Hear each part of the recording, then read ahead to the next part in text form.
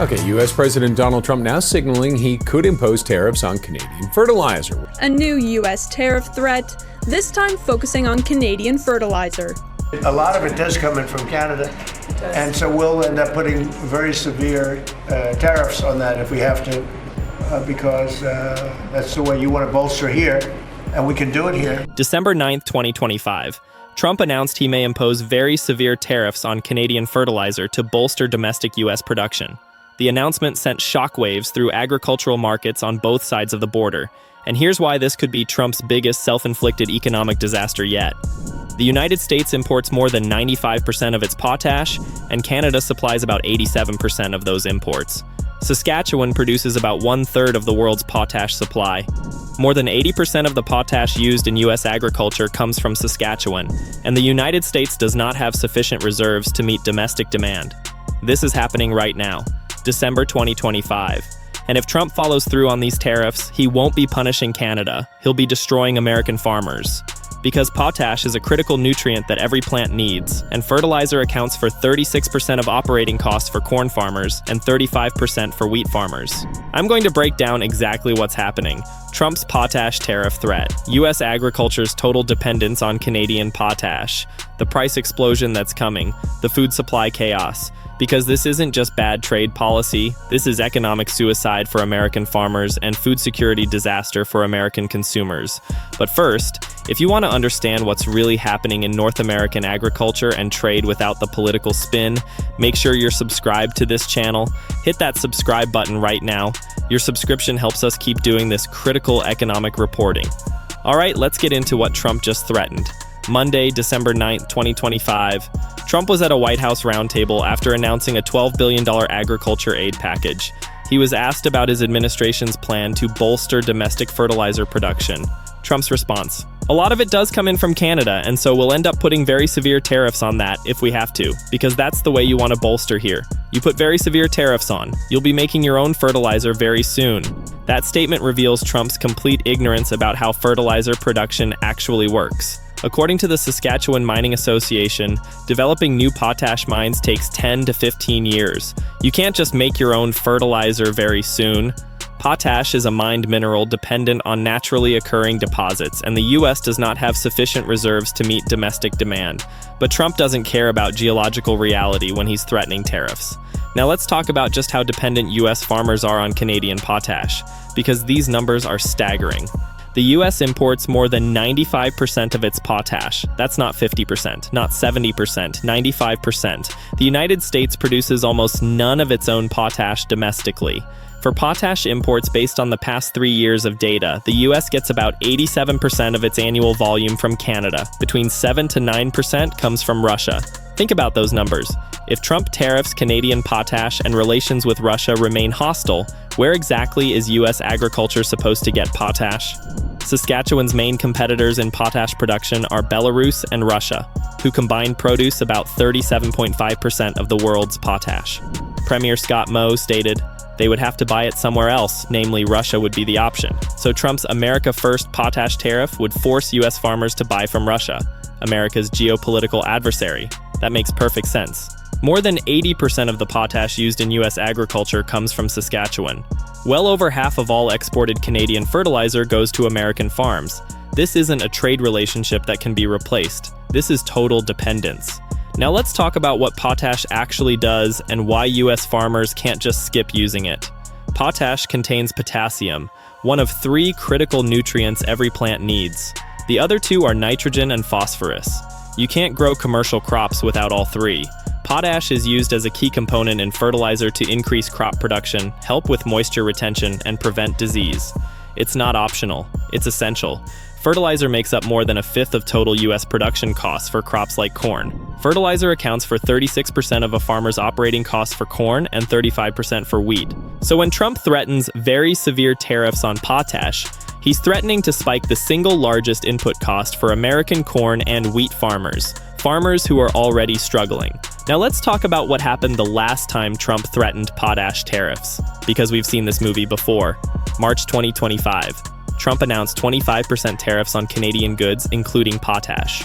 Between January 3 and February 28, 2025, the price of potash rose from $303 per short ton to $348 amid Trump's tariff threats. That's a $45 per ton increase, 15% in less than 2 months, just from the threat of tariffs. The price shock impacted farmers across the U.S. Midwest who were preparing to plant in the spring. Minnesota farmer Harmon Wilt said, "Potash is very important to our operation. A very good chunk of it does come from our trading partners in Canada." Before the tariffs officially hit, farmers like Wiltz were working at breakneck speed trying to lock in prices with suppliers. That's panic. That's desperation. And what happened next? Trump lowered tariffs on fertilizer products to 10% in March following outcry from industry groups and lawmakers in farm states, often controlled by Republicans. Trump backed down because even Republican senators from agricultural states told him this was insane. Senator Amy Klobuchar led a group of senators in a letter to Trump urging him to reconsider the tariffs. The Trump administration lowered tariffs on imported potash from 25% to 10% and declared a victory for farmers. Agriculture Secretary Brooke Rollins stated, "President Trump's announcement, which includes a reduction of tariffs on potash not already covered under the USMCA from 25% to 10%, is a critical step in helping farmers manage and secure key input costs." So even at 10%, the Trump administration admitted tariffs hurt American farmers, and now Trump is threatening very severe tariffs, which suggests going back to 25% or even higher. Now let's talk about the current price situation, because fertilizer costs are already crushing farmers. According to the Illinois Production Cost Report, potash prices are currently around $450 per ton.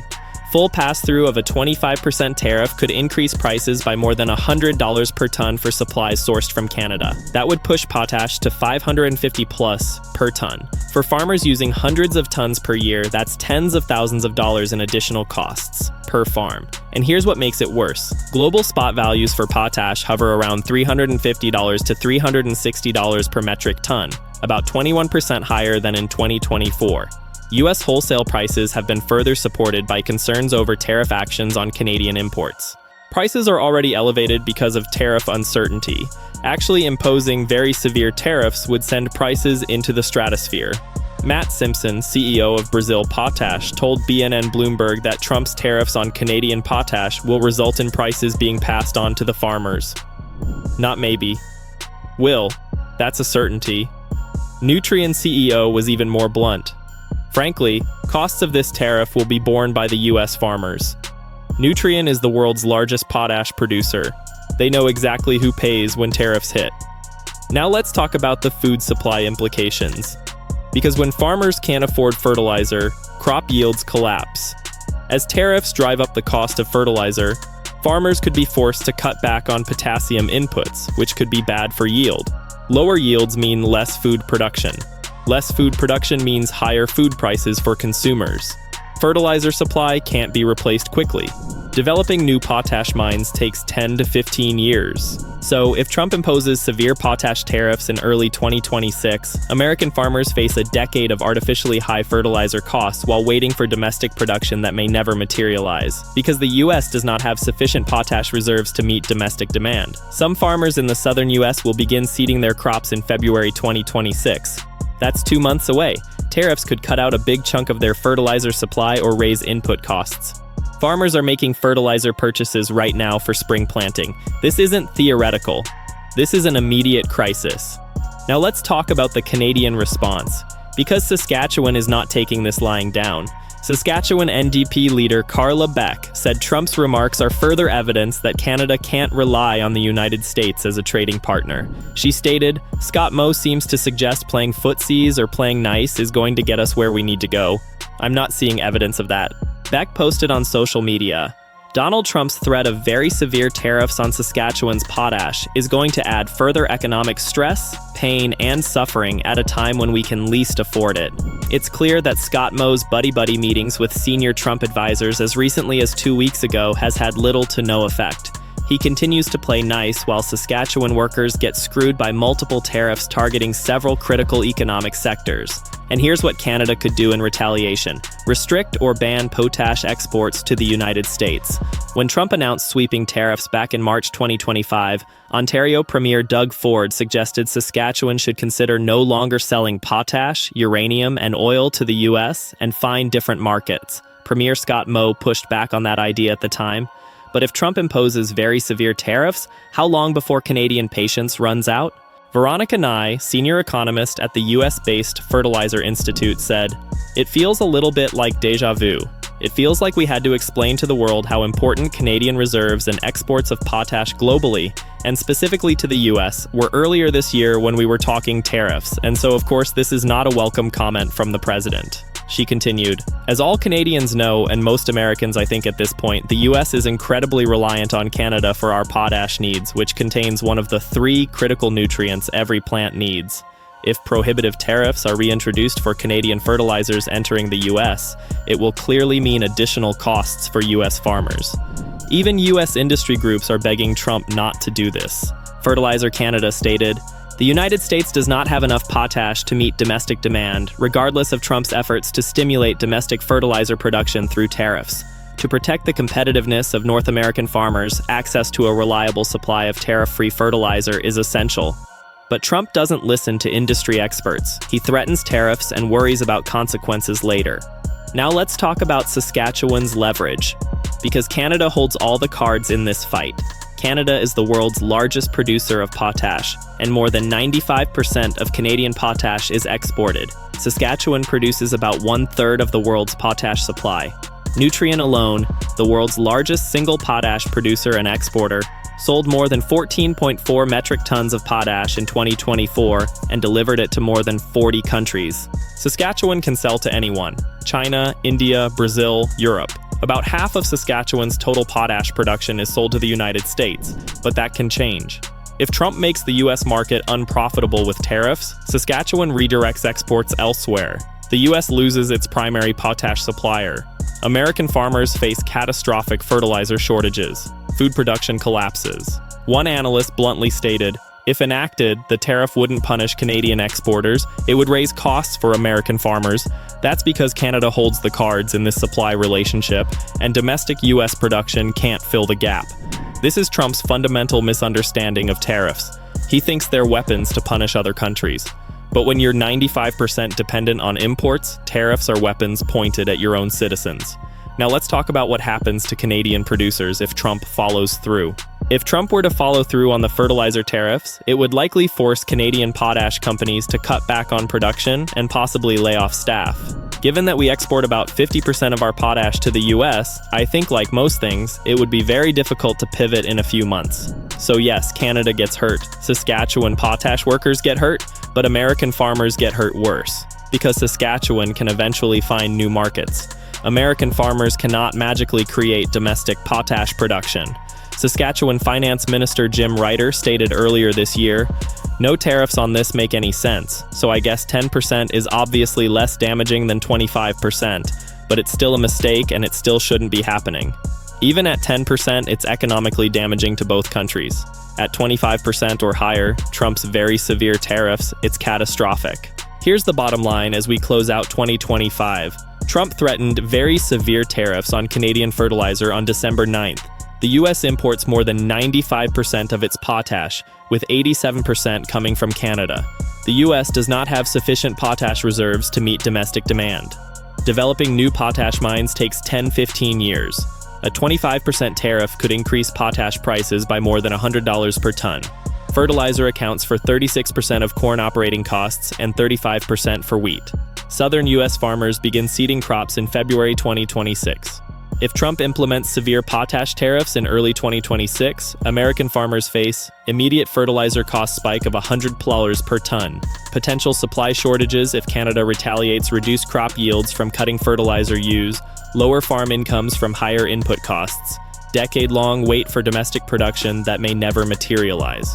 American consumers face higher food prices from reduced yields, potential food shortages if production collapses, inflationary pressure across all agricultural products.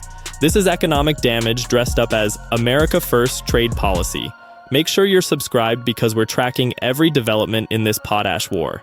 every tariff announcement, every price spike, every farmer bankruptcy, because this is the story that could determine whether American agriculture survives 2026. Trump thinks he's protecting American farmers with tariffs. He's actually destroying them. And unlike previous tariff threats where he backed down, this time American farmers might not get lucky. Premier Mo said, "When the president says some words like he did yesterday, we tend to take those seriously. I think with respect to these statements, we just take a breath and move on. But it is a challenging and not very certain conversation that's happening. Take a breath and move on." That's Saskatchewan's response. Because they know American farmers need Canadian potash more than Canada needs American markets. The potash war has begun, and Trump just declared war on American agriculture. This story is far from over. The spring planting season will tell us everything. Stay tuned.